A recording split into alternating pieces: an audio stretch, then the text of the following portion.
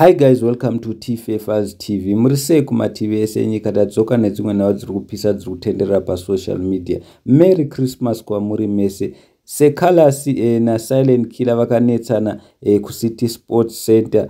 Saka Seh Calaz anyora kuti Ngwere more life, I will never be your enemy. Mushure mekunge pa stage azvina kufamba zvakanaka zvinhu zvacho because Silent Killer akaramba kuburuka pa stage and akadedzera kuti iye takachwora mabhanditi harina kana hiti of which takambotaura nezvenyaya yacho paano pa channel vanhu vakati wazvanepi. Izvozvi ndo zvakaita kuti parwiwe pa stage pakaita inonzi hondo yemarudzi. Saka Seh Calaz akati azvinzwa vadedzera kuti iwe saka uri kuti wakachwora mabhanditi kuti kudi, because Silent Killer akaramba kuburuka pa stage apedza kuimba akagara pasi pamusoro vespeaker. Mavideo aripo ari kutenderera pa social media, asi vanhu vari kudedzera kuti dai Seh Calaz asina kutaura zvaakataura dai risina kurohwa Ngwere, asi Ngwere rakaramba kuburuka pa stage rikadedzera kuti takachwora mabhanditi harisina kana hiti.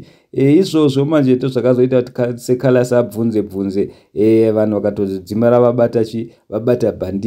vabata Silent Killer akutorohwa pa live on stage. Handizi guys unoti kudi nana Shadha vataura zvinhu zvakawanda zvakasiyana siyana adedzera kuti aiwa imimi ndimuri wrong, muri kudedza kuti Seh Calaz ndiye akakonzeresa kuti Silent Killer arohwe pa stage. Aiwa hasi ndimi munoswera musekerera Silent Killer munhu wemurwere anofanirwa kuendeswa kurehab. Zvinhu zvaari kurova ari kudhakwa zvisingaite ngatakurwe ngaendeswe kurehab. Musasekerere benzi richigeza rinodzima raita seradya sipo, ndo zvachitarwa naShadha. Saka handizivi guys tinoti kudii because mavideos aripo. Silent Killer akaramba kuburuka pa stage akadedza takachwora mabhanditi. Munongoziva Seh Calaz anozikanwa nokuimba ngoma achinyomba vanhu, akamboonetsana naSoldier Love vanhu vakawanda vakasiyana siyana, asi pana Silent Killer handizvipinde izvi.